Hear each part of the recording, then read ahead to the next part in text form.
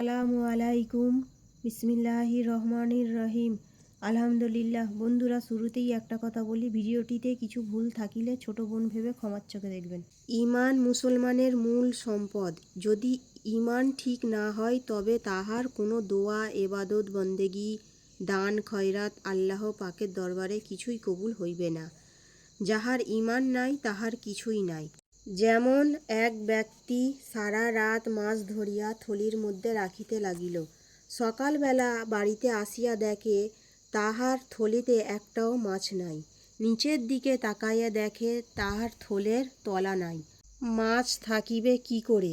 ওই রকম ভাবে যার ঈমান বা বিশ্বাস নাই, সে জীবন ভোর নেক কাজ করিয়াও হাসরের ময়দানে গিয়া একটি নেক আমলও খুঁজিয়া পাইবে না।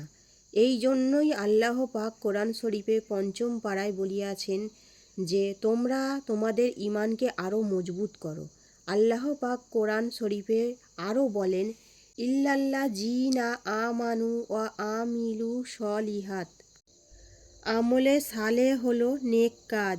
যত জায়গায় আল্লাহ রব্বুল আলামিন আমানু বলেছেন, অধিকাংশ জায়গায় আমানুর সাথে ওয়া আমিলু সলিহাত আছে, অর্থাৎ ঈমান আর আমল অঙ্গাঙ্গিভাবে জড়িত, একটা ছাড়া আর একটা হয় না।